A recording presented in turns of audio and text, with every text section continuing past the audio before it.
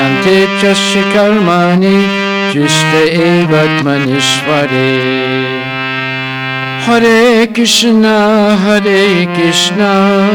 Krishna Krishna, Hare Hare, Hare Rama, Rama Rama, Hare Hare. Hare Krishna, Krishna Krishna, Hare Hare, Hare Rama, Rama Rama, Hare Hare. Srimad Bhagavatam Gantaraj ki jai, Bolo Shri Krishna Bhagavan ki jai, Harinam Sankirtan ki jai, Gaur Premanandi Haribo. So tonight we want to thank Jagadish and Manjula Madhav. They have donated $50. Thank you very much. Hare Krishna. We're going to continue now and finish the first canto of Srimad Bhagavatam. This is our Bhagavad Saptah. Okay.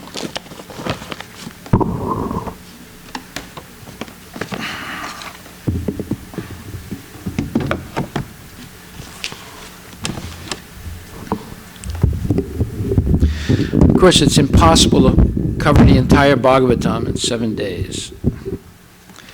It could take at least 70 years to cover it, if you want to do it right. But we'll try our best. We've gone through many different parts of the first canto. Of course, we've gone through it very quickly. So, we finished hearing somewhat about the discussion between the personality of Dharma in the form of a bull and personality of the earth, Bhumi Devi, in the form of a cow. They were both harassed. Dharma had 3 of his legs broken, and Bhumi Devi was crying and in great anxiety. Maharaj Parikshit came and stopped the personality of Kali from beating the legs of Dharma and breaking them, and from scaring Bhumi Devi and abusing her.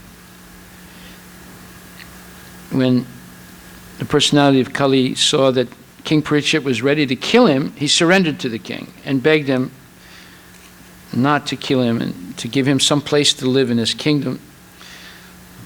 So devotees are generally soft-hearted. They don't kill unarmed people. They don't kill people that surrender to them. So he told the personality of Kali that he could live in any place in his kingdom where he could find gambling, meat eating, intoxication, or prostitution. So Kali said, "Dear sir, you know and I know that doesn't exist in your kingdom, because you're a good king, you protect your people. You don't permit those sinful pillars of irreligiosity in your kingdom. So give me some other place." He said, "Okay, you can stay anywhere where people hoard gold." So why is that? Well, because where people hoard gold, then these 4 principles develop: meat eating, gambling, intoxication, and prostitution.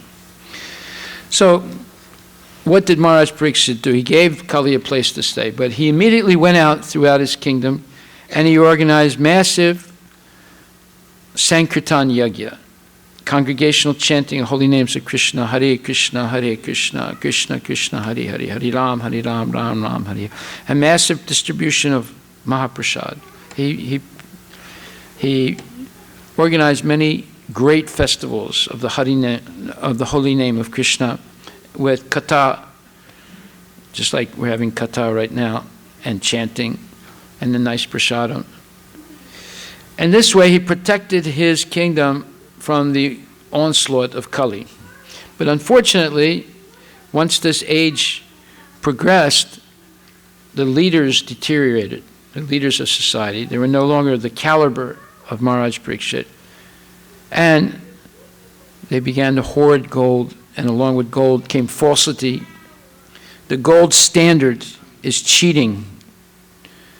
The government says they have so much gold, and they issue paper money based on it. But they always issue a lot more paper money than there is gold, so it creates cheating.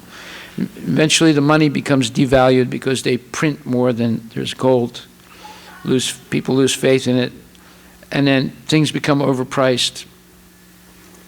And it creates a short period of prosperity and a long period of misery, an economic downturn because of cheating. And along with that cheating begins meat eating, gambling, intoxication, and prostitution. And everything deteriorates. Okay, so now in the last part of Bhagavatam, of the first canto, it talks about the appearance of Sukadeva Goswami.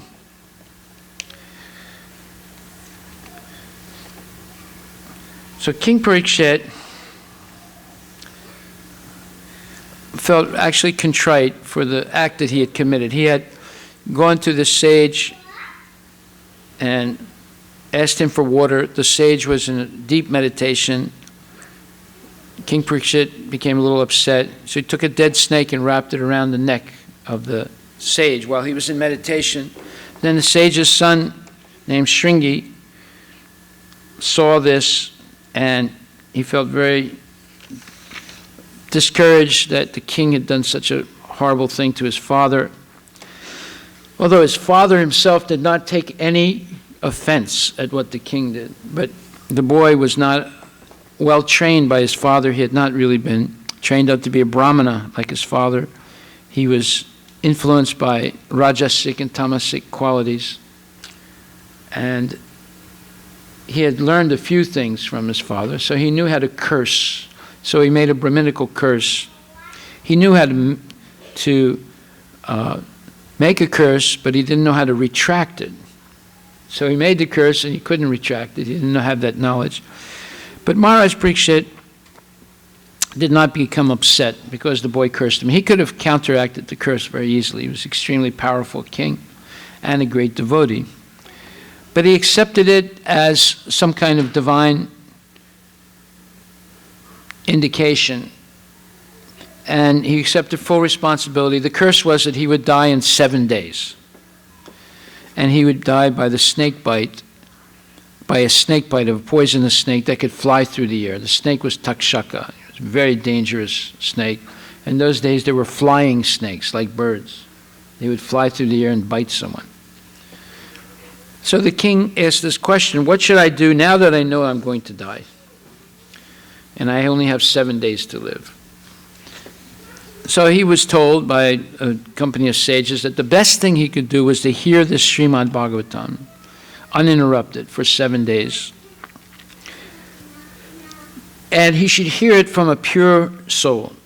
So that pure soul was Sukadeva Goswami, and this chapter explains how he appeared.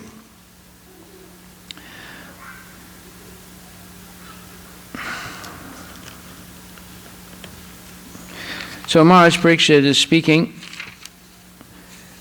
He says, I am uncivilized and sinful due to my neglect of the Brahminical culture, God consciousness, and cow protection. Therefore, I wish that my kingdom's strength and riches burn up immediately by the fire of the Brahmana's wrath, so that in the future I may not be guided by such inauspicious attitudes. So the king is accepting full responsibility, although what he did was not really a terrible offense.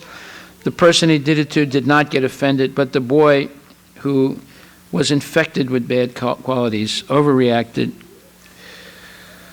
And we hear now some things that are very useful to understand about what is the basis of prosperity for human society.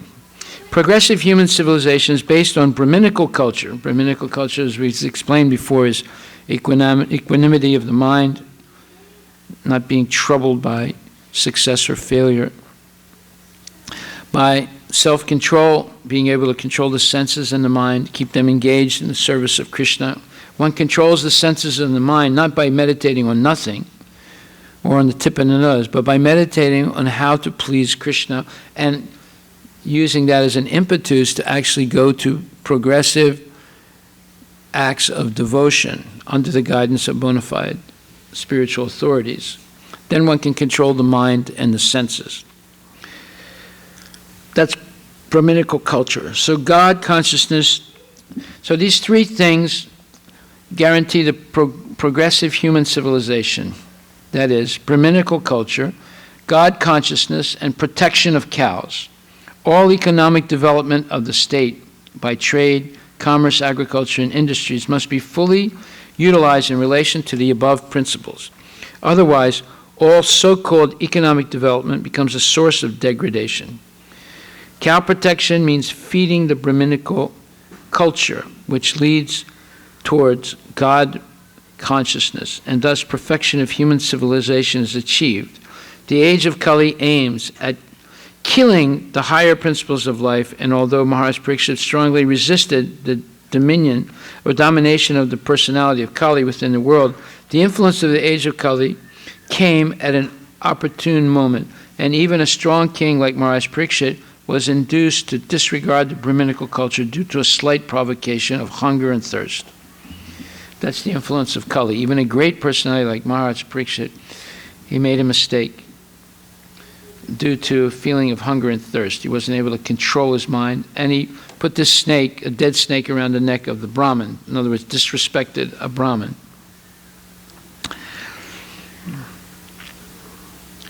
Maharaj Parikshit lamented the accidental incident, and he desired that all his kingdom, strength, and accumulation of wealth would be burned up for not being engaged in Brahminical culture, etc. So you see, nowadays people are accustomed to insulting Brahmins. It's a common thing. But then that one insult, which wasn't a real bad insult at all, but that one rash act that he did, he felt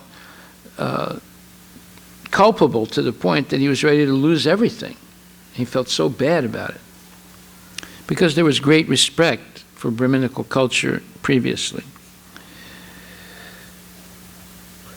Where wealth and strength are not engaged in the advancement of Brahminical culture, God consciousness, and cow protection, the state and home are surely doomed by providence.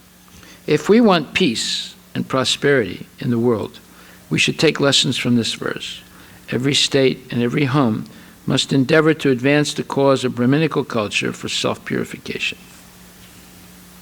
God consciousness for self-realization and cow protection for getting sufficient milk and the best food to continue a perfect civilization.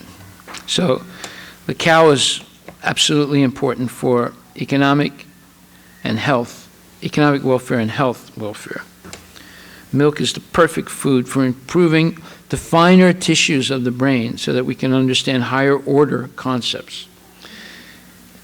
Would you feed your child, your baby, Coca-Cola? No, the child would die if you fed it or get seriously sick. You feed the child milk.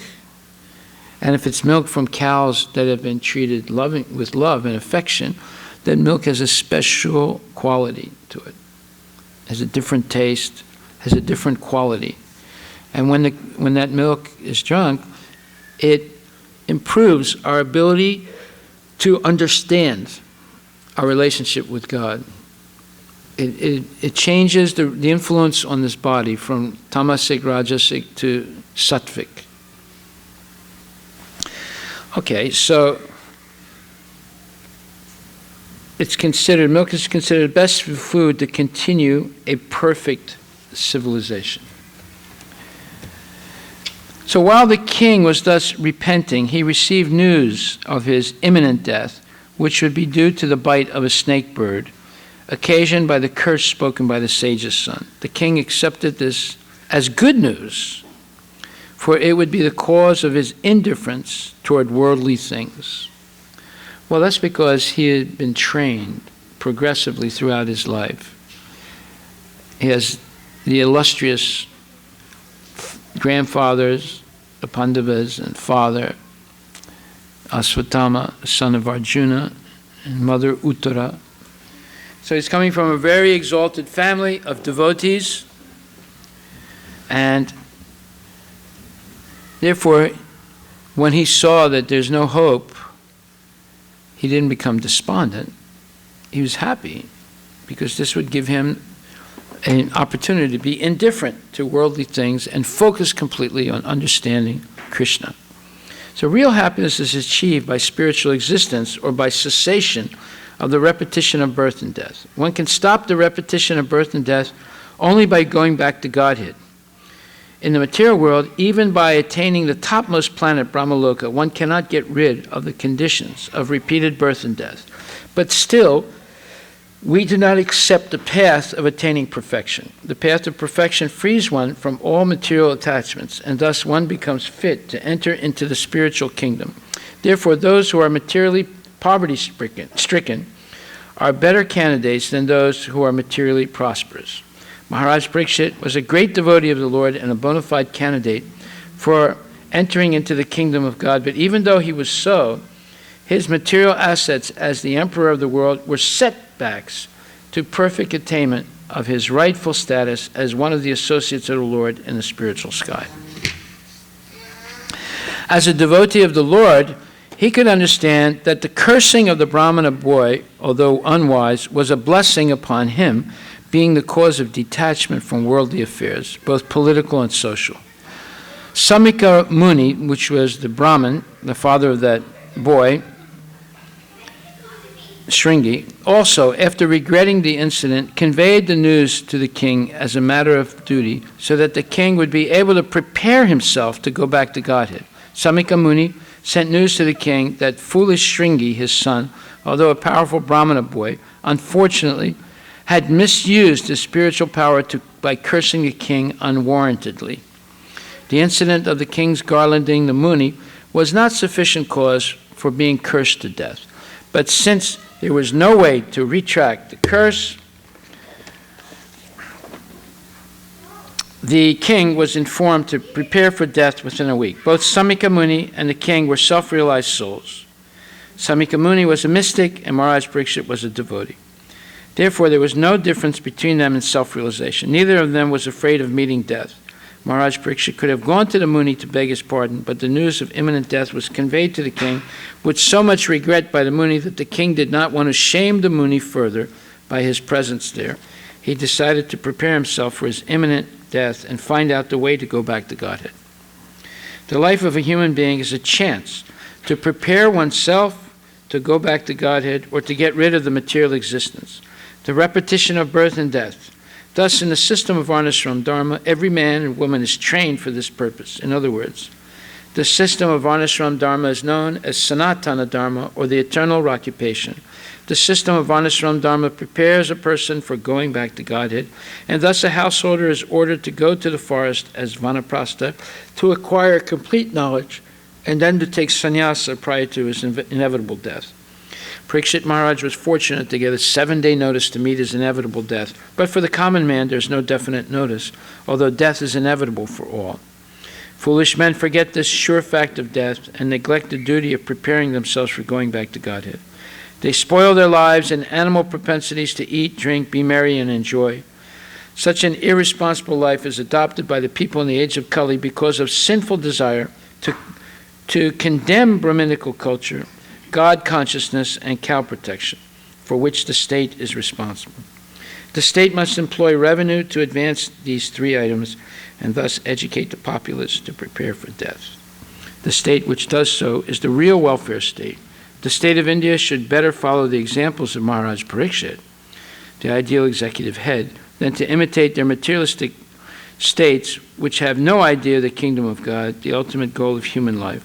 Deterioration of the ideals of Indian civilization has brought about the deterioration of civic life, not only in India, but also abroad. So India is the land of Dharma. It's called Bharat, where so many saintly people have walked, even the Supreme Personality of Godhead, Lord Rama and Lord Krishna, Parashurama, and so many. But today it's becoming more and more the land of adharma, a land where dharmic principles are neglected and spoken against and ridiculed. So you have an influence on the entire world. If India takes up its actual purpose of protecting the principles of Dharma, then they could benefit the whole world. But instead of doing that, they're trying to destroy it by imitating Western countries. And what's happening? Are people any happier? No, they're not any happier. They're miserable, more miserable than before, because they've lost control of their mind and their senses, and all kinds of horrible things are happening. Same things that happen in the West. What are we going to do about it? Nothing? Well, we can do something about it. We can learn from Krishna and great acharyas like Sukadeva Goswami and Sonaka Muni and Sutta Goswami on how to correct these problems. I was speaking to a gentleman who's a leader of the Hindu Swayam Sevak organization, and he said, we really don't know what to do. There's so many problems in our land and everywhere. We don't know where to begin. I said, yeah, you don't know because you're not carefully following the instructions of Krishna. That's why you don't know where to start or where to end. So if the leaders of society don't know what to do, then what's going to happen? That's the blind leading the blind. Everybody ends up in a ditch. Maharaj Parikshit sat down firmly on the banks of the Ganges to concentrate his mind in Krishna consciousness, rejecting all other practices of self-realization, because transcendental loving service to Krishna is the greatest achievement, superseding all other methods. So here we have a direct statement that confirms what Krishna says in the Bhagavad Gita. Yoginam api sarvesam mad gatanantaratmanam shadavam bhajate yomam same yuktutamo matak. At the end of the 6th chapter of Bhagavad Gita, at first Arjuna asks him a question, Chanchala Samanak Krishna.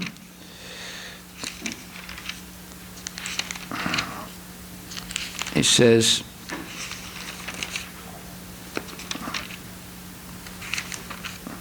Pramati Balavadritam Tasyaham Surlabha Nigraham Manye Vair Eva Saduskaram.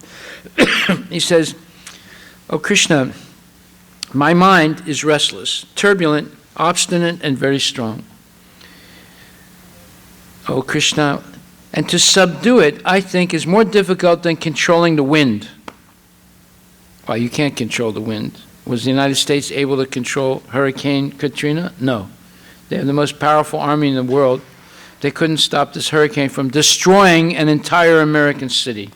Maybe another, the 6th or 7th biggest city in the United States was destroyed by Hurricane Katrina, even though the United States Army is the most powerful army in the world. That means that all the power of America or Russia is no match for Krishna's power when he unleashes it in the form of a hurricane or an earthquake or whatever.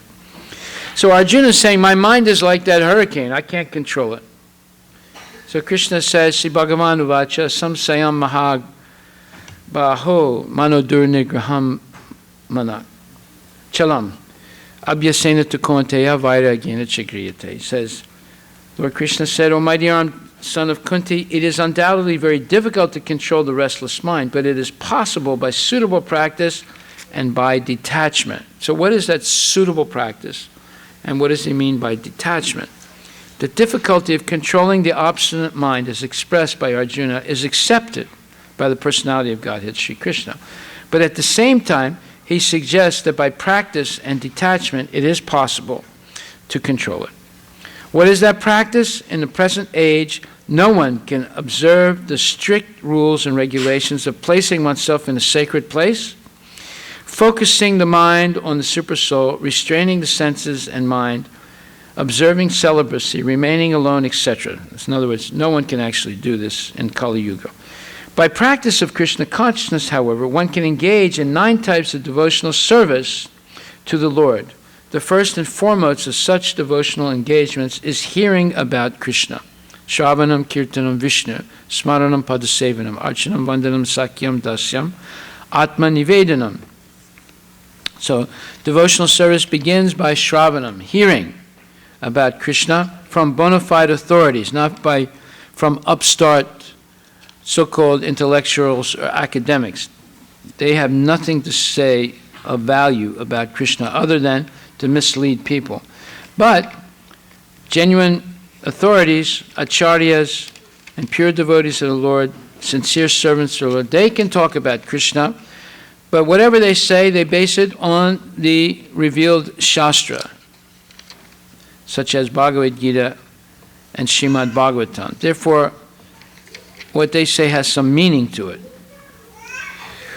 So he says, by the practice of Krishna consciousness, however, one engages in 9 types of devotional service to the Lord. The first and foremost of such devotional engagements is hearing about Krishna. This is a very powerful transcendental method for purging the mind of all misgivings. This regulated hearing in the association of genuine devotees can purge the mind of all misgivings and doubts and anxieties. We get in trouble because our mind becomes anxious. And then with anxiety in the mind, we make bad decisions. We're easily swayed and by fear. So when businesses want to convince you to buy their product, first they try and convince you, put a doubt in your mind about all the other competitive products. And secondly, they create some fear in your mind. Just like, oh, the world is coming to an end on the 21st of December. You should buy 5 years' supply of dehydrated food. Only costs $350. Well, a lot of people thought the world is coming to an end on the 21st of December. Of course, now we're on the 28th of December. Did the world come to an end? No. But people thought the world was going to come to an end on Y2K. Now they thought the Mayan calendar, 21st of December. Next they'll come up with another date. 2015, the asteroid is going to come and destroy the Earth. So as soon as you get that anxiety in your mind, then they convince you to buy things. But wait a minute, if the world's going to come to an end, what am I going to do with 5 years of dehydrated food? Why should I buy dehydrated? Well, everyone hopes, yeah, everyone else will die, but maybe me and my family will live, so I'll need the food. So you see, everyone arrives at these ridiculous conclusions based on misinformation and fear-mongering. Fear-mongering is the secret to getting people to buy things. Just like Apple announces, we only have 3 million new iPads available. So everyone says, oh, only 3 million. I want to be one of the 3 million. I want to buy it before the Chinese get their hands on it. So, they always create, or you're trying to buy a house and the agent said, well, someone else just put an offer on the house. So then you get all excited. Well, okay, wait a minute. Well, I'll make an offer right away. So they always create some fear, some anxiety, and they want you to make a rash, quick decision. Not think about it too deeply. Okay, so it says that the life of a human being is a chance to prepare oneself to go back to Godhead or to get out of the material existence, the repetition of birth and death. Thus, in the system of Varnashram Dharma, every person, every man and woman is trained for this purpose. In other words, this was Vedic culture. The Vedic culture would train the citizens in spiritual knowledge to prepare for the most crucial moment of your life. That's the moment of death. Yam yam vapi smaran bhavam tejat ante kalevaram. Whatever you think of at the moment of death, that thing you will attain in the next life. So if you're thinking of your 401k when you're dying, then you'll take birth as maybe a cockroach in the bank. So you can be near the vault where they keep the 401k, So that's what happens. There was this one man, he was, his whole life, he was a Marwari gentleman. He had made a lot of money by continually buying Calcutta steel stock. So he was dying on a Friday night. The whole family was there. Everyone was crying. The sons were there, their wives, the mother was there, the wife, everybody. So Pitaji is almost dead, and all of a sudden he opened his eyes and made some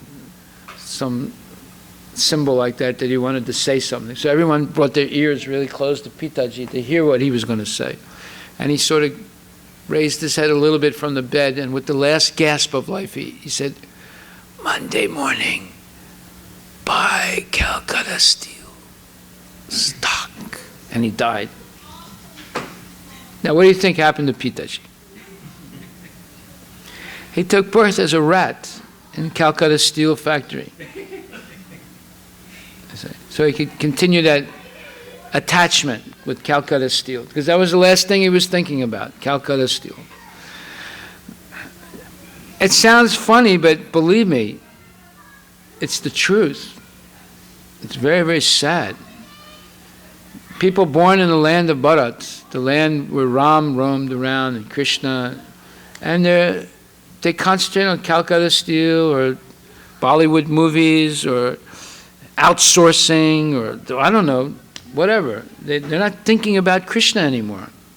And to allay their anxiety, they're drinking. They call it Amrit, but it's not Amrit, it's poison. And when they get drunk, they do all kinds of crazy things that you're reading about in newspapers now. Very, very crazy and brutal, evil things.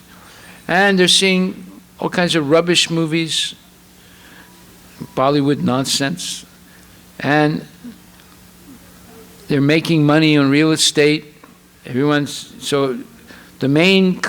Before the main subject of discussion was Ram and Krishna. Now the main subject is stocks and money. Money and stocks have replaced Ram and Krishna. Like one time I did a puja in somebody's house, 1999, and there were no men there. There were just women were there. And it was a big house, and I was thinking to myself, how is this possible? Only the women here, not one man. So after the puja was finished, I walked around the house. It was a very big house. And in one corner, far corner of the house, I saw all the men. They were in a circle, and they were all huddled together. So I walked over, and they were all going like this, trying to listen. There was a man sitting in the middle, and they were all trying to listen. So I went like this, too, to listen what's going on. And the man was saying, "In 1984, I bought Microsoft stock." When he said that, everyone said, "Oh," like that. And this one guy standing next to me, he fell over. We had to pick him up. "Are you all right?" So, oh, he bought it in 1984. 1984. I wish I would have bought it in 1984. They were all crazy about buying Microsoft stock in 1984. Of course, this was 1999. If they had bought Microsoft stock in 1984, they would be some kind of a millionaire in 1999, right? So I was thinking to myself, not one of them came to the puja. They're always listening to this nonsense about buying Microsoft stock. See? And the man almost had a heart attack. He almost had a heart attack. He's like bruised himself and everything. He got so overwhelmed with emotion. So anyway, I left that. And then 2.5 years later, they called me back. It's like 2001, 2002. Same house, same puja. This time, all the men were there, and they were all sitting like this. So I was thinking to myself, what has changed? Why are they all here? Why aren't they in the corner of the house talking about Microsoft? The stock market went down. See, there was a crash. They all got wiped out, So now they have become humble. Before they were humbug, now they became humble. So, you see what it's like? There's an example of this. It's called the bed bug. I don't know what you call it in Hindi. These bugs in the bed, they bite you. They have these pincers like this. They bite you and they suck your blood. Well, in the summertime, the bed bugs get really fat. Because people don't put too many covers on, so they get around the bed and they bite and they suck the blood and they stay on your skin for a long time, and you can't tell. They sort of blend in with your skin. You can't really tell sometimes. And they usually bite you in places where you don't touch, like, the middle of your back. So you need another person to find the bed bug. So anyway, but in wintertime, the bed bugs, people have pajamas on and sweaters and hats and socks on, and they're sleeping with a bunch of covers. So they can't get a clear bite in winter. So in summertime, they get real fat. In wintertime, by the end of winter, they're really thin, like paper thin. This is what happened to the men. Their portfolios were really fat in 1999. Therefore, they were not interested at all in puja, hearing pravachan, chanting Hare Krishna. They didn't want to do swaha. They had no interest at all.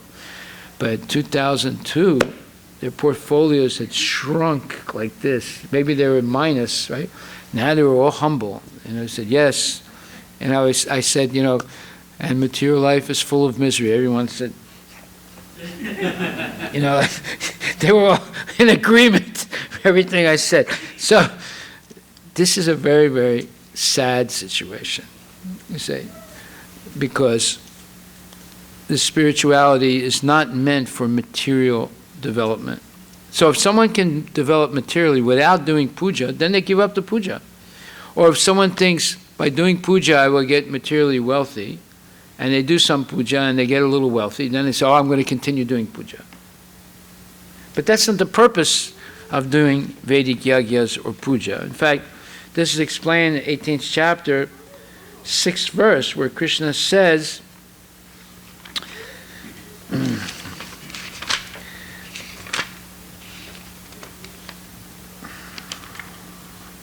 all these sacrifices and yagyas should be performed without attachment or any expectation of result. They should be performed as a matter of duty, O son of Prita. That is my final opinion. And then he says, although all sacrifices are purifying, one should not expect any result by such performance. In other words, all sacrifices which are meant for material advancement in life should be given up, but sacrifices that purify one's existence and elevate one to the spiritual plane should not be stopped. Everything that leads to Krishna consciousness must be encouraged. In the Srimad Bhagavatam also, it is said that any activity which leads to devotional service to the Lord should be accepted. That is the highest criterion of religion. A devotee of the Lord should accept any kind of work, sacrifice, or charity which will help him in the discharge of devotional service to the Lord. So this powerful process of hearing the transcendental message of the Lord on a regular basis is fundamental for making spiritual advancement, because it'll clear away all misgivings and doubts we have about our eternal relationship with Krishna or God. It'll clear away any doubts we have. How will I make money? How will I live? What's going to happen to the value of my house? How about my job? How about this? No, nothing changes. The only thing that changes is you get equilibrium of your mind. You get peace of mind. You have self-control. You can control anger and lust and greed and madness and illusion. So you become a much better person. You become much more steady, much more honest, much more regulated, much more responsible. So you can do all your material duties and still have time for your spiritual duties. Right now, people don't have time. I don't know if I'm going to get a good report or not by my team leader, and what's going to happen to my 401k. Should I work in Google? Should I leave Microsoft and join Google? Or should I go to Apple? Or should I stay here in my house? Is the value going up? Is it going down? And my neighbor is an angry guy, and it never ends. It never ends. But once one becomes secure in their relationship with Krishna, then all those anxieties go away. They say, well, Krishna protected Draupadi. He'll protect me. Krishna promises, Konteha pratijanihi nami bhakta pranasyati. Declare it boldly, O Arjuna, to the whole world that my devotee will never perish. Therefore, we should believe Krishna when he says these things. Shripam bhavati dharmatma satsvach chantim nigachati konteya pratijanihi name bhakta pranasiti. 9th chapter 31st verse. He says, even if a person commits the most abominable act, if he remains engaged in devotional service, he is to be considered saintly because he is properly situated in his determination. Such a person quickly becomes righteous and attains lasting peace. What is that? Well, we might make mistakes, as long as they're not premeditated mistakes, accidental mistakes. If we continue in devotional service, we're forgiven and eventually purified. Then we feel lasting peace. And then O son of Kunti declared boldly that my devotee never perishes. So Krishna is promising to protect his devotee. We should accept that statement of Krishna and have faith in it and use that as our foundation in life and not be swayed by circumstantial changes and threats or whatever. Okay, so then it says that by detaching the mind from activities not devoted to the Lord, one can very easily learn vairagya. Vairagya means detachment from matter and engagement of the mind and spirit. So, engagement of mind and spirit. So that's what we do. We're hearing Krishna, we're chanting Krishna's name, we're serving the deity, we're serving the community, we are performing, making available all kinds of educational opportunities for children, for teenagers, for adults. We have festivals. We have a free vegetarian restaurant in the university area of Seattle. We're doing so many things that are beneficial, not only for ourselves, but for everyone. So that's engaging the mind in Krishna. It doesn't mean it's some kind of armchair meditation. No, it's active, proactive service. So, therefore, the attachment to Krishna is called parisanubhava in Sanskrit, spiritual satisfaction. It is just like the feeling of satisfaction a hungry person has for every morsel of food he eats. The more one eats while hungry, the more one feels satisfaction and strength. Similarly, by discharging or by performing devotional service, one feels transcendental satisfaction as the mind becomes detached from material objectives. It is something like curing a disease by expert treatment and appropriate diet. Hearing of the transcendental activities of Lord Krishna is therefore expert treatment for the mad mind. And eating the foodstuff offered to Krishna is the appropriate diet for the suffering patient. This treatment is the process of Krishna consciousness. This is the healing process. Now, this is very interesting because here's a solution for all of humanity's problems. Shouldn't the leaders of society be here hearing this right now? Shouldn't they invite us and please come and explain to us how we can solve all the problems? Shouldn't Obama call us up from his, Air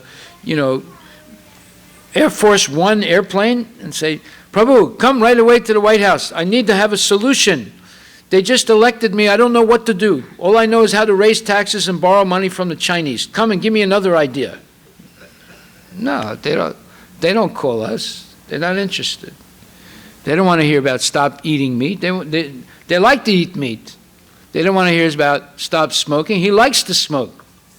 So he has all these bad habits. How is he going to do anything good for himself or for the people? Okay, so Srila Prabhupada continues here. He says, the system of Varnashram Dharma prepares a person for going back to Godhead.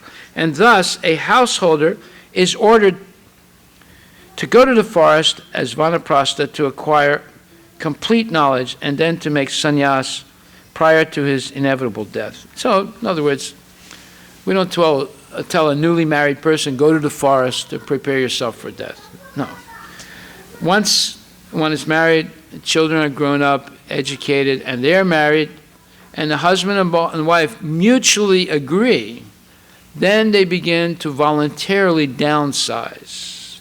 Not because you're going bankrupt, or because you lost your job at Microsoft or something. No, because you've done your duty. You've raised your children properly. You educated them properly. You raised them in a house of love. They respect their parents. They respect sadhus. They respect Brahmins. They respect gurus. They respect all people. And they're properly married, and now they're going to have children.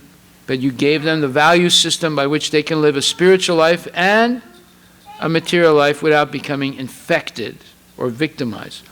So now, what is your duty? The duty is to voluntarily downsize material life.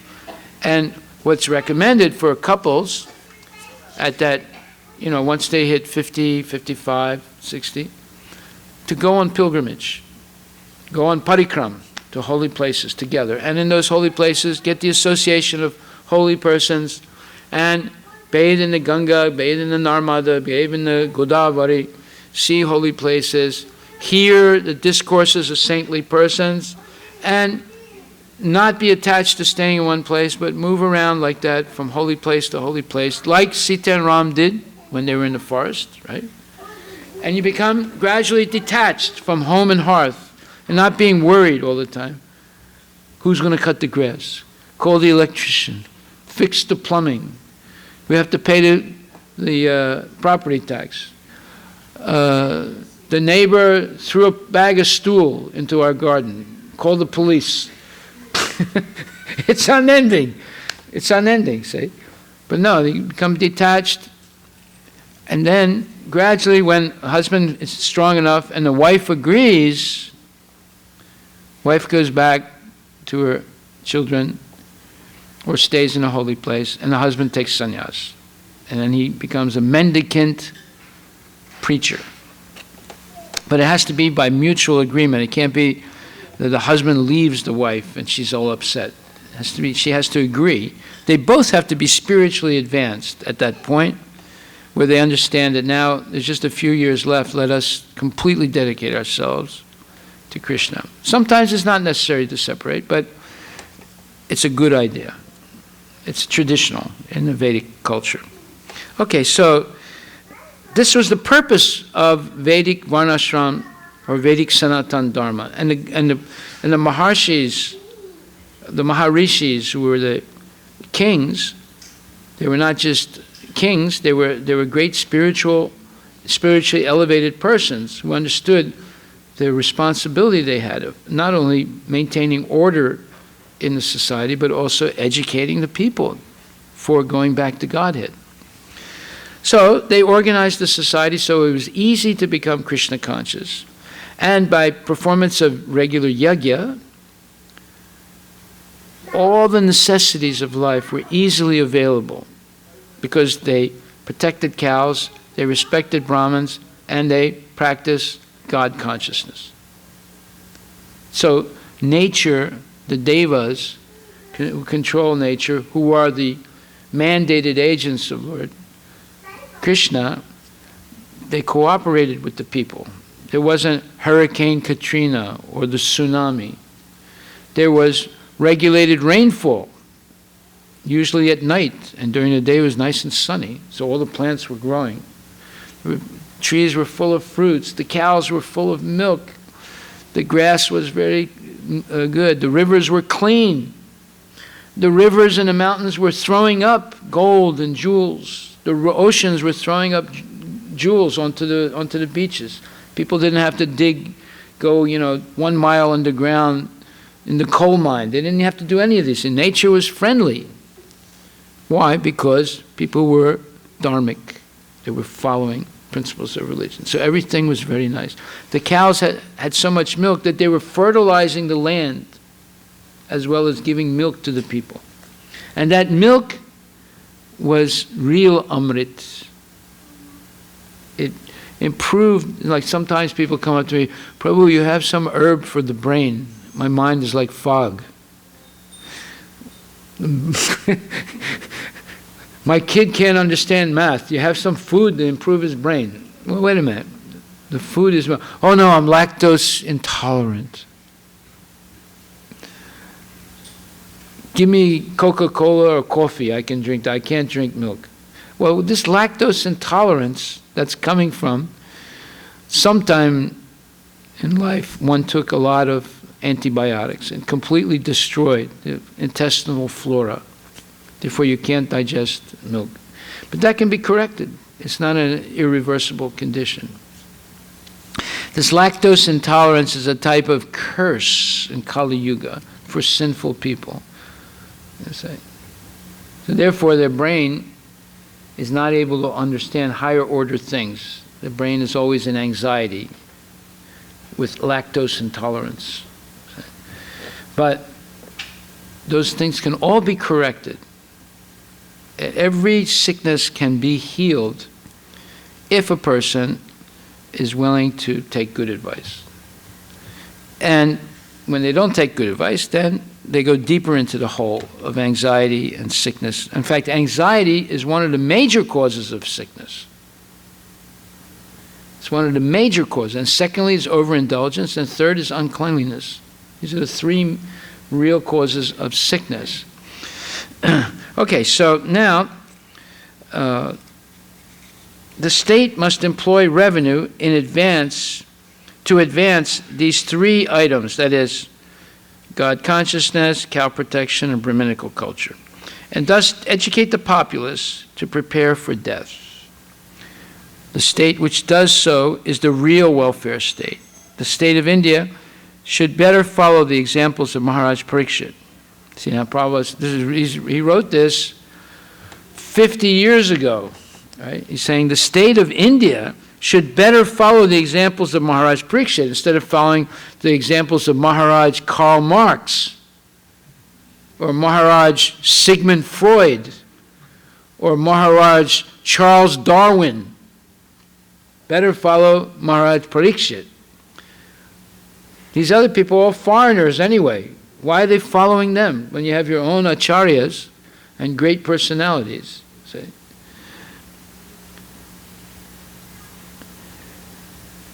The ideal okay, so he was the ideal executive head. Then to imitate other materialistic states which have no idea of the kingdom of Godhead, the ultimate goal of human life. Deterioration of the ideals of Indian civilization has brought about the deterioration of civic life, not only in India, but also abroad. So India actually should be leading the whole world in spirituality and help everyone. You know, ambassadors of India should go all over the world and help people understand, hey, the goal of life is not accumulating money. The goal of life is building up your character to become a genuine servant of God. Maharaj Parikshit sat down firmly on the bank of the Ganges to concentrate his mind in Krishna consciousness, rejecting all other practices of self-realization, because transcendental loving service to Krishna is the greatest achievement, superseding all other methods. So he didn't go down and say, okay, now I'm going to meditate on nothing. That's nonsense. Can you meditate on nothing? Okay, I'll meditate on the tip of my nose. Well, then you'll get cross-eyed then. Okay, well, I'll meditate on the light. You squeeze my third eye so I can see the light. Well, if I squeeze your eyes and your nose hard enough, then you'll see something, right? But that something is what? It's nothing. But I'll sit down and I'll listen. Krishna Katha, Ram Katha, Srinivas Katha. And more my mind will get clear of all doubts and misgivings and anxieties, and I'll be able to focus completely on Sriman Narayana or Krishna or Nrsingadev Bhagavan or Ram. So Maharaj Parikshit sits down firmly on the bank of the Ganges. For a devotee like Maharaj Parikshit, none of the material planets, even the topmost Brahmaloka, is as desirable as Goloka Vrindavan, which is in the spiritual world. The abode of Lord Sri Krishna, the primeval Lord and original personality of Godhead. The earth is one of the innumerable material planets within the universe, and there are innumerable universes also within the compass of the Mahatattva. The devotees are told by the Lord and his representatives, the spiritual masters or acharyas, that not one of the planets within all the innumerable universes is suitable for the residential purposes of a devotee. The devotee always desires to go back home, back to Godhead, just to become one of the associates of the Lord in the capacity of servitor, friendship, parent, or conjugal lover of the Lord, either in one of the innumerable Vaikuntha planets or in Goloka Vrindavan, the planet of Lord Shri Krishna. All these planets are eternally situated in the spiritual sky, the Parav Vyoma, which is on the other side of the causal ocean or the Karana Sagara within the Mahat Tattva. Maharaj Parikshit was already aware of all this information due to his accumulated piety and birth in a high family of devotees, Vaishnavas, and thus he was not at all interested in the material planets. Modern scientists are very eager to reach the moon by material arrangements, but they cannot conceive of the highest planet of this universe. But a devotee like Maharaj Parikshit does not care a fig for the moon or, for that matter, any of the material planets. So when he was assured of his death on a fixed date, he became more determined in the transcendental loving service of Lord Shri Krishna by complete fasting on the bank of the transcendental river Yamuna, which flows down by the capital of Hastinapura in the Delhi state. Both the Ganges and the Yamuna are amartya, transcendental rivers, and the Yamuna is still more sanctified for the following reasons. Well, today, unfortunately, they divert the Yamuna in Delhi to go somewhere in UP, and all the sewage from Delhi goes down to Vrindavan. Right? You see how the demons have taken over. They divert the whole Yamuna to go up to UP or into UP, and all the sewage from Delhi, and plus all the other sewage from Faridabad and Mathura, everywhere, comes to Vrindavan, and it keeps going.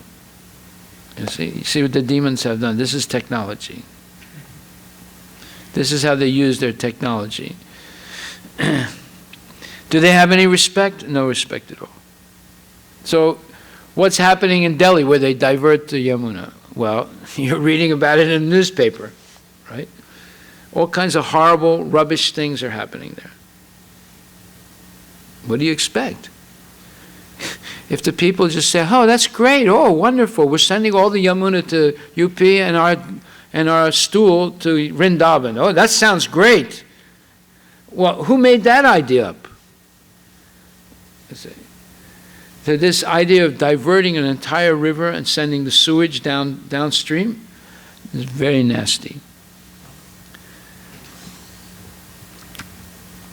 Okay, so the river Ganges by which the king sat to fast carries the most auspicious water, which is mixed with the dust of the lotus feet of the Lord and tulsi leaves. Therefore, that water sanctifies the three worlds inside and outside, and even sanctifies Lord Shiva and other demigods. Consequently, everyone who is destined to die must take shelter of this river. Maharaj Parikshit, just after receiving the news of his death, imminent death, within 7 days, at once retired from family life and shifted himself to the sacred bank of the Yamuna River. Generally, it is said that the king took shelter on the bank of the Ganges, but according to Srila Jiva Goswami, the king took shelter on the bank of the Yamuna. Srila Jiva Goswami's statement appears to be more accurate because of the geographical situation. Maharaj Parikshit resided in his capital Hastinapura, situated near the present Delhi, and the river Yamuna flows down past the city. Naturally, the king would take shelter of the river Yamuna because she was flowing past his palace door. And as far as sanctity is concerned, the river Yamuna is more directly connected with Lord Shiva, Krishna than the Ganges.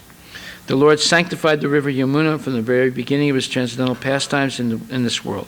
While his father Vasudeva was crossing the Yamuna with the baby Lord Krishna for a safe place at Gokula on the other bank of the river from Mathura, the Lord fell down into the river, and by the dust of his lotus feet, the river at once became sanctified.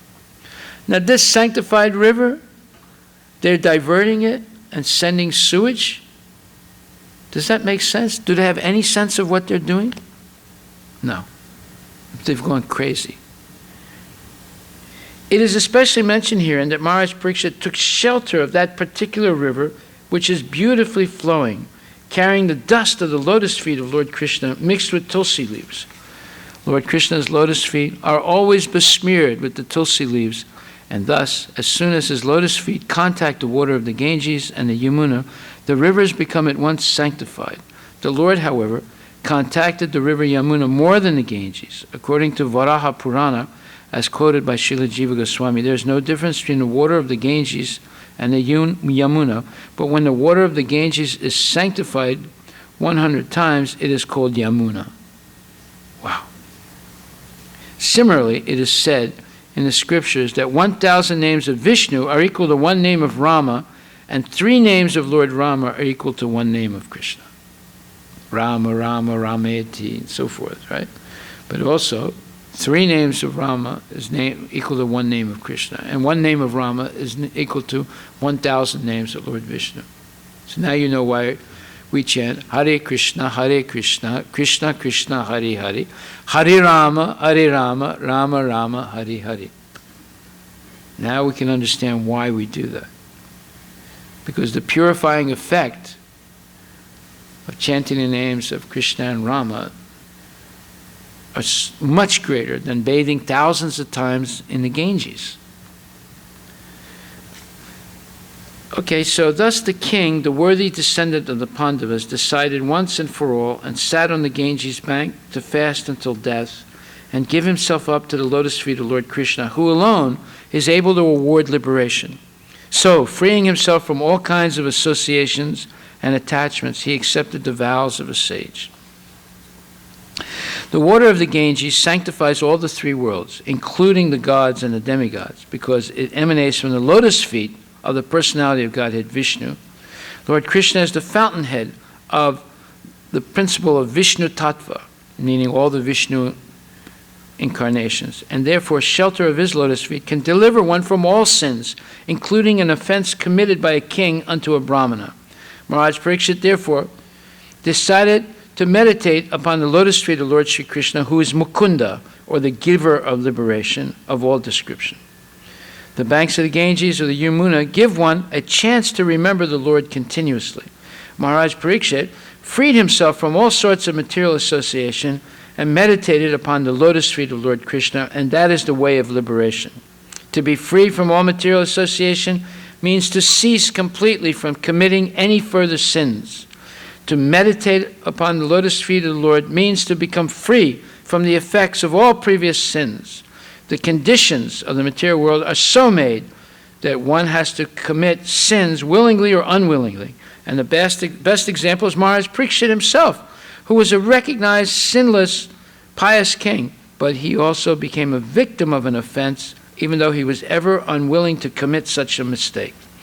He was cursed also, but because he was a great devotee of the Lord, even such reverses of life became favorable. The principle is that one should not willingly commit any sin in his life and should constantly remember the lotus feet of the Lord without deviation. Only in such a mood will the Lord help the devotee make regular progress toward the path of liberation and thus attain the lotus feet of the Lord. Even if there are accidental sins committed by the devotee, the Lord saves the surrendered soul from all sins, as confirmed in all scriptures. Swapada mulam bhajata priyasya tyaktani abhavasya hari paresha vikarma yachchot patitam katanched du notisarvam hidisani vistaha. Srimad Bhagavatam 11.5.42,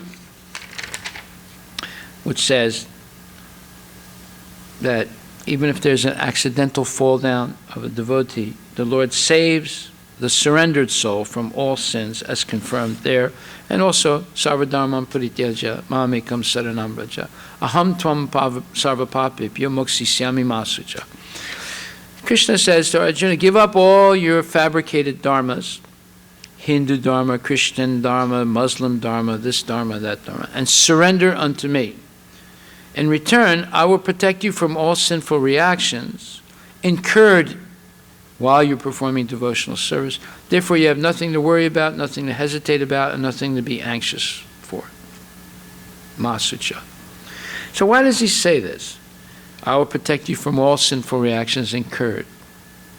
Because just by living, we must kill. Even if you're a vegetarian, you're still killing. Tomatoes, cauliflowers, lettuce, whatever. Whatever you're eating, it's a living being, an apple. It was living, who now has been killed for you to eat it. Just by breathing, you kill so many living entities. By walking, you kill. By driving your car, you kill hundreds and billions of living entities just by driving a car. So we're doing all this killing, and the laws of nature are blind. They're blind. So whether we know it or we don't know it, we're incurring sinful reactions. Now, therefore, if we live only to please Krishna, Krishna indemnifies us of all those reactions. But if we're living for sense gratification, we're being condemned. Everything we eat, every time we breathe, every time we drive our car, every time we walk down the street, every time we clean a table, every time you print something, you're killing living entities. Every time you eat, you're killing. Even if you're a vegetarian, you're killing. So, therefore, we should only do those things, as Krishna said, yat karosi yad asnasi yad johosi dadasi yat tapasyasi konte tat kurusvam adarpanam subha subha phaler evam moksyasi karma bandhanai sanyasya yoga yutakma vimuktomam upaisyasi. He says in the 9th chapter that whatever you do, whatever you eat, whatever charity you give, whatever austerities you perform, do it as an offering to me. And by this action, you will be freed from all bondage to work and its auspicious and inauspicious results.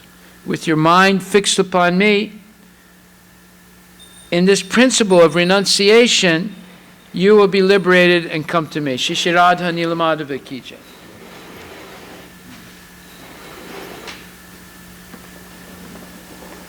So here's the Lord's promise. So one who acts in Krishna consciousness under superior direction is called yukta. The technical term is yukta vairagya. This is further explained by Rupa Goswami. Anasaktasya vishayan yatarham upayum jitaha nirbandha krishna sambandhe yukta vairagyam uchyate. Prapachikataya buddha hari sambandhu vastana. This says that if there's something material that can be used in Krishna's service, but you reject it, that type of renunciation is imperfect, incomplete. However, if you learn how to use everything in Krishna's service, everything material in Krishna's service, including your own words, your mind, your body, your senses, your intelligence, everything becomes spiritualized. That is complete renunciation. And by this principle of doing everything for Krishna, using everything for Krishna, you become free of the karma bandh, the entanglement of action. Because we're saying, just by walking, you're killing. By driving, you're killing. By eating, you're killing. By breathing, you're killing. Therefore, we're being condemned at every step of life. But Krishna says, I will protect you from all of that if you act for me. Now this makes sense. Then here it says, therefore, if actions are performed and the fruits are given to Krishna, then that is called yukta vairagya. Renunciation through knowledge by which you become connected to Krishna. There's a difference between impersonalist renunciation or Mayavadi renunciation and Vaishnava renunciation. The Mayavadi renunciation is absolute rejecting things. the rug, the camera, the car, everything, even breathing. Right? By Kriya Yoga, you stop breathing. You stop all the functions of the body. You stop any connection with the material world. You live in a far-off place, in a cave. You stop eating, breathing, everything. But the Vaishnava sense of renunciation is different. The Vaishnavas say, everything we see in this world is coming from Krishna. The Mayavadis say, Brahma Satyam, Jagat Mithya. Only Brahman is the truth. This Jagat, this material energy, is false. The Vaishnavas say, if Brahman is the truth and the material world is coming from Brahman, then the Jagat is also real. But it's real and unreal. Although the Jagat, or the Apara Prakriti, is the energy of Krishna, and that energy is eternal, but it goes through two states, avyakta and vyakta.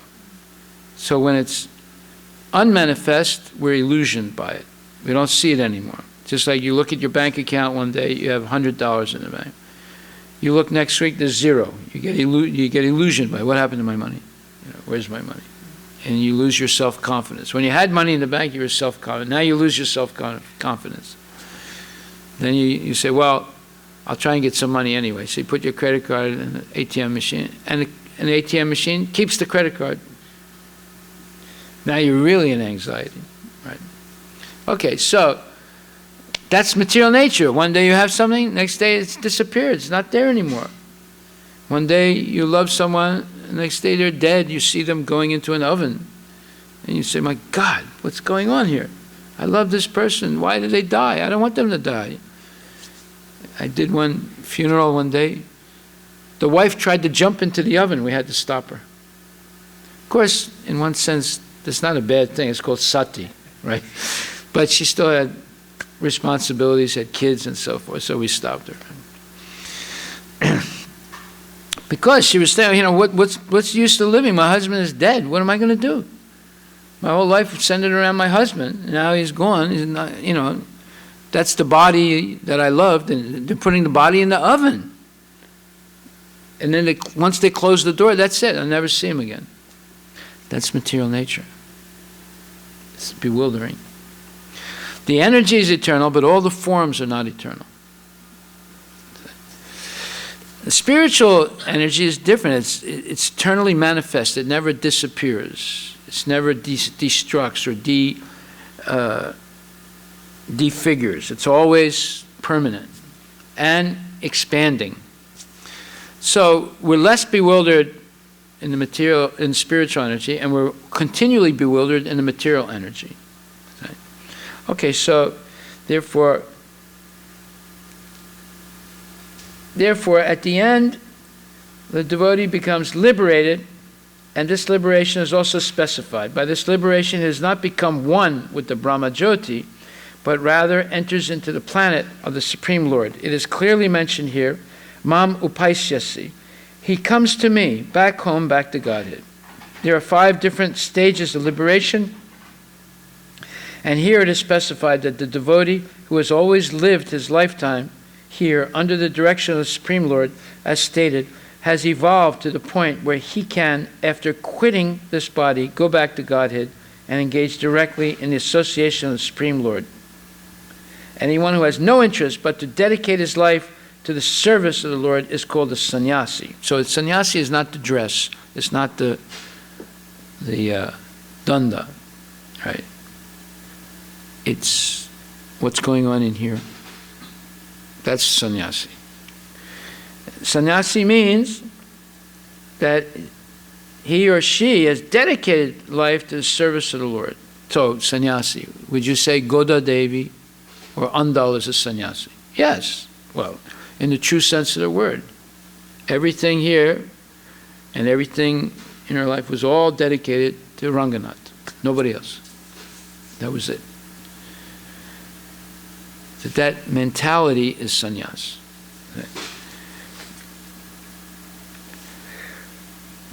Such a person always thinks of himself as the eternal servant, dependent on the supreme will of the Lord. As such, whatever he does it for the benefit of the Lord.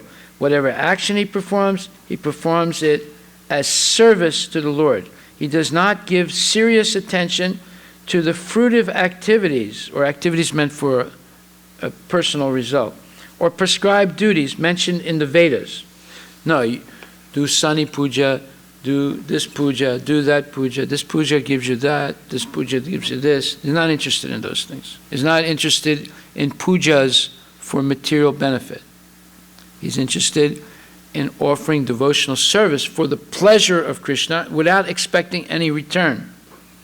So, would you say Tukaram was like that? Yes. Was Andal like that? Yes. Was Ramanujacharya like that? Yes. Chaitanya Mahaprabhu? Yes. All these people, yes. Right? Ambani? No. Aishwarya Rai? No. And we can go down a list, the cricket players, the movie stars. No, none of them. How about us? How about if Microsoft says, come here and do devotional service? He would say, well, how much are you going to pay? No. As Harivilas is saying, do it without expectation of return. He said, no, I'm not going to do it. I'll go to Google. At least they give me something. Well, okay. But here in the temple, we're not expecting anything in return. So, in the material world, we build wealth. In the spiritual world, we build character. Which one is worth more? Money or character? Yeah. Vidura had character. Right? Sandip, what's his name? Anyway, the friend of Krishna who went to Gurukul with him, he had character. And all the devotees have character. They're not interested in building wealth. Wealth comes naturally. I mean, if you're living and nature is giving you all opulences, weather is nice, trees are full of fruits, the cows have plenty of milk, the bees are making honey, you're happy. You don't need money. You're living natural life, healthy life. And things are coming easily because nature is cooperating. Okay, so therefore it is said, by Vaishnava authorities, that even the most intelligent person cannot understand the plans and activities of a pure devotee. The exact words are Tandra Vakra Kriya Mudra Vijnaya Na Bujaya. Chaitanya Charitamrita. A person who is thus always engaged in the service of the Lord, or is always thinking and planning how to serve the Lord, is to be considered completely liberated at present, and in the future his going back to Godhead is guaranteed. He is above all materialistic criticism, just as Krishna is above all criticism. So this was Maharaj Parikshit. Now, common people, they go to pilgrimage sites to get themselves purified of all sins. Thus, the places of pilgrimage become overburdened with the sins of others. But when such sages visit overburdened places, such sages as Maharaj Parikshit or Sukadeva Goswami, they sanctify the places by their presence. Therefore, the sages who came to meet Maharaj Parikshit were not very much interested in getting themselves purified like common men, but on the plea of taking a bath in that place, they came to meet Maharaj Parikshit because they could foresee that Srimad Bhagavatam would be spoken by Sukadeva Goswami. All of them wanted to take advantage of this great occasion. So something very, very auspicious and wonderful happened. Of course, Maharaj Parikshit was cursed to die, but all of a sudden it became the occasion where the greatest gift for mankind in this age of Kali was delivered, the Srimad Bhagavatam, that can lead people out of the cycle of birth and death. Liberate them now.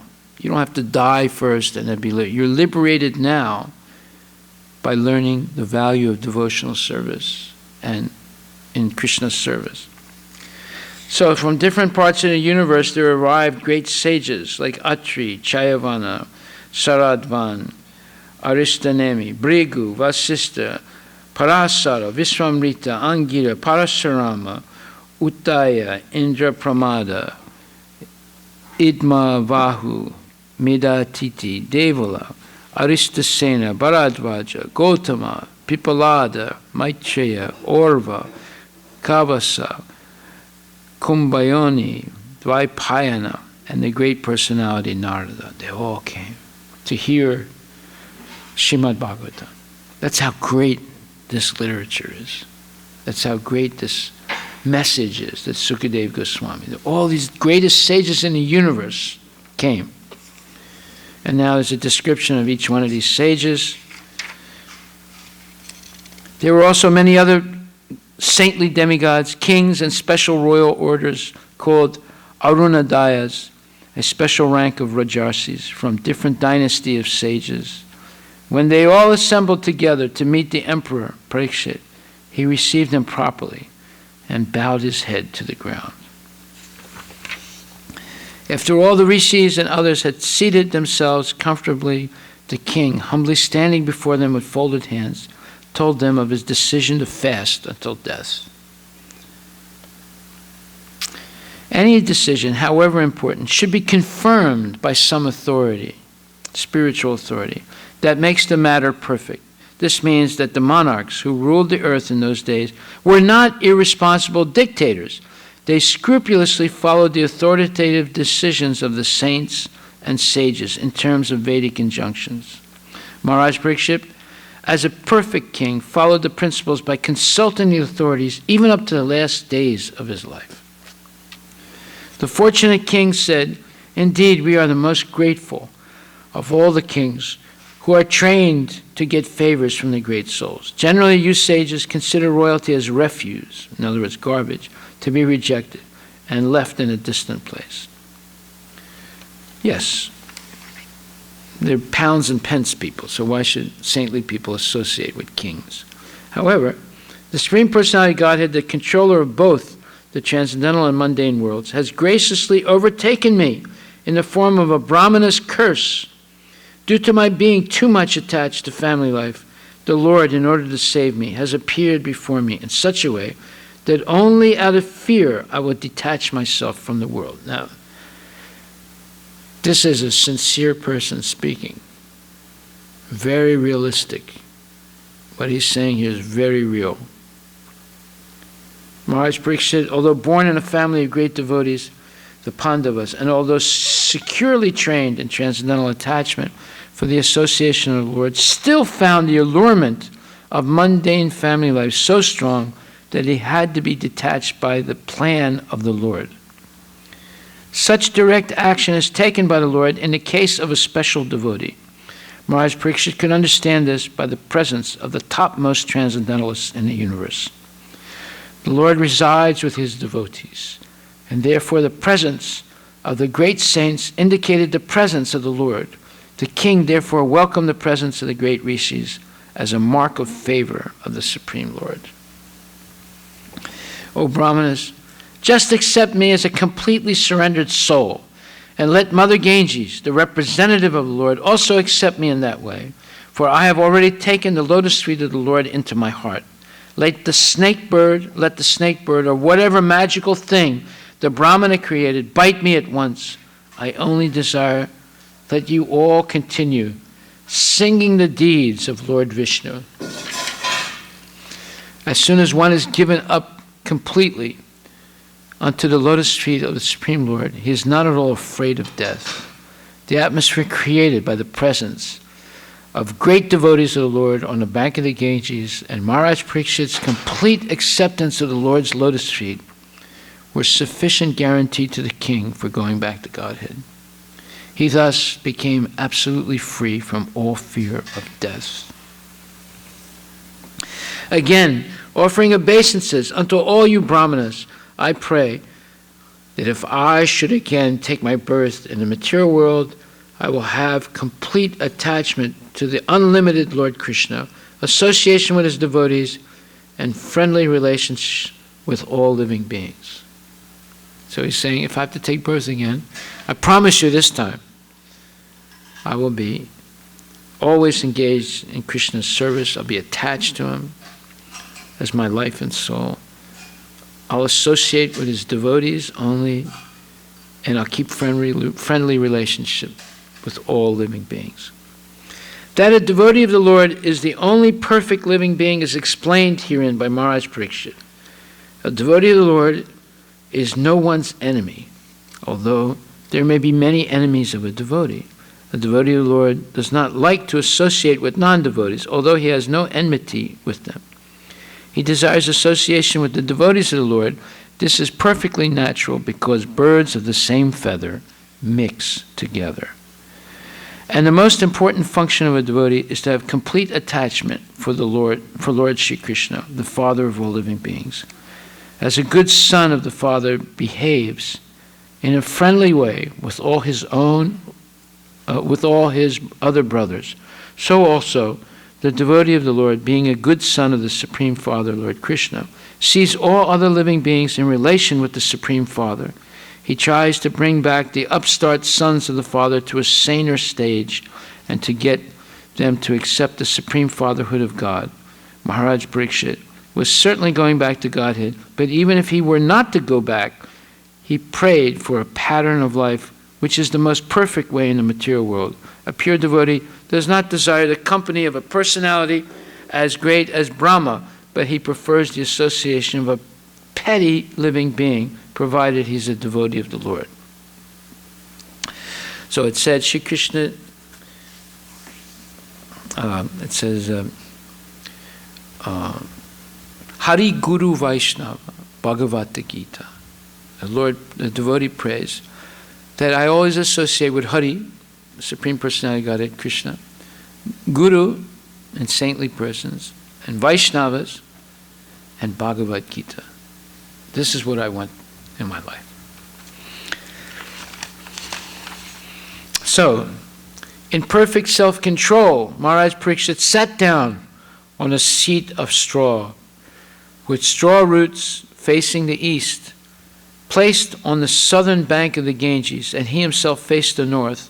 Just previously he had given charge of his kingdom over to his sons. The river Ganges is celebrated as the wife of the sea. The seat of Kusha straw is considered to be sanctified if the straw is taken out of the earth, complete with the root. And if the root is pointed toward the east, it is considered to be auspicious. Facing the north is still more favorable for attaining spiritual success. Maharaj Parikshit handed over the charge of administration to his son before leaving home. He was thus fully equipped for all favorable conditions. Thus the king, Maharaj Parikshit, sat to fast until death. All the demigods of the higher planets praised the king's actions, and in pleasure continually scattered flowers over the earth and beat celestial drums. Even up to the time of Maharaj Parikshit, there were interplanetary communications, and the news of Maharaj Parikshit's fasting until death to attain salvation reached the higher planets in the sky where the intelligent demigods live. The demigods are more luxurious than human beings, but all of them are obedient to the orders of the Supreme Lord. There is no one in the heavenly planets who is an atheist or non-believer. Thus, any devotee of the Lord on the surface of the earth is always praised by them. And in the case of Maharaj Parikshit, they were greatly delighted and thus gave tokens of honor by scattering flowers over the earth and by beating celestial drums. A demigod takes pleasure in seeing someone go back to Godhead.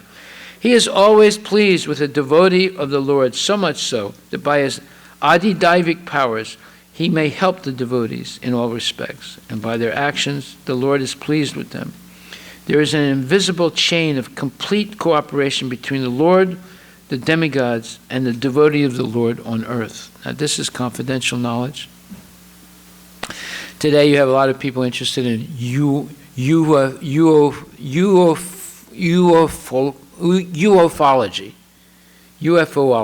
right? In other words, unidentified flying objects. In other words, flying saucers, people from other planets visiting the Earth. Well, they don't come to the Earth at all now. 5,000 years ago, they came regularly. And they came to see Maharaj Pariksha. Here's the record of it, right here. But nowadays, nobody's doing proper Vedic yagyas. Nobody is putting the prasad for the devatas. There's a few people, like in Radharaman temple, whenever they do a yagya, they put out sometimes hundreds of plates. This one's for Brahma, this one's for Shiva, this one's for, Parvati, this is for Saraswati, this is for Narada Muni, this is for Chandra, this is for Varuna, this is for Mitra, this is for this one, that one. And they put the food there, the prasad there for them. And they invite them with mantras. Please come and witness this yagya. They do that even today, but very little do they do that nowadays. So because no one is offering prasad, the devas don't come anymore. Would you go to some place where they don't offer you prasad? No. But previously they would come regularly to, there was a connection, and there's still this network. Just like for my cell phone to work, okay, I pick up my cell phone. Now, how does it work? Well, I dial something. There's a source of energy in this phone, right? And then somehow or other it sends a signal, and there's some kind of antenna to the network nearby, right? And that antenna picks up and sends it somewhere else, maybe to a satellite. And the satellite picks it up, and then it connects me to someone in New York City through this network, right? Well, this is a very incomplete instrument. But if we connect to Krishna, then we can connect to the devas, to anyone we want in the whole universe, in fact in the spiritual universe also. It's superior to the Google network. This is the Goloka network. It's not Google. Google is a silly word, Google, Yahoo. They're all silly words, but Goloka network. And therefore it says here that there is an invisible chain of complete cooperation between the Lord, the demigods, and the devotees of the Lord on earth. Okay, so we'll stop right there and continue. We'll finish this tomorrow. This is all nectar to hear about the appearance of Sukadeva Goswami. Hare Krishna. Thank you very much. All glories to Srila Prabhupada.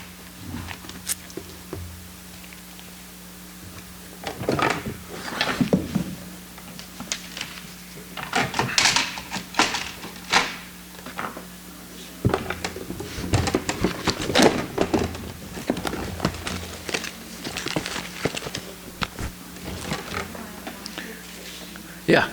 On Sunday, we were discussing the Ekadashi Vrat Katha. Yeah. Then we said that even the devotees, they have a chance of falling down if they do something wrong. And now in Gita, we are saying that if the devotees fell down, then also the Lord will protect them. If they remain engaged in devotional service under proper guidance. And that fall down is accidental, it's not premeditated. But sometimes, Prabhu, I think as personal mind, I do things in which I know that yes, this is wrong. And then I think, and then also I do it like uncontrollably. So Okay, well, then shall I just pray to Krishna? Yes. you pray for the mercy of the Lord, you associate with devotees, you continuous devotional service. In other words, the more you engage in devotional service, the less opportunity there is to fall down. Okay, look, it's a long process, right? How many years have we been in this world? How many lifetimes? So, and in this lifetime, we're trying to break away from that chain of self-victimization. So obviously it's going to take some time. Don't be panicked. And on the other hand, don't make a habit of falling down. But don't be panicked. Krishna is a kind God. Vaishnavas are very merciful. So you just try your best. Don't give up chanting, because once you give up chanting, then everything else gets blurred in the brain. That's your essential connection to Krishna, is this chanting. The mantra Hare Krishna. And then, along with that, is service, seva. Then you have a good chance of gradually developing firm determination not to fall down, not to do anything that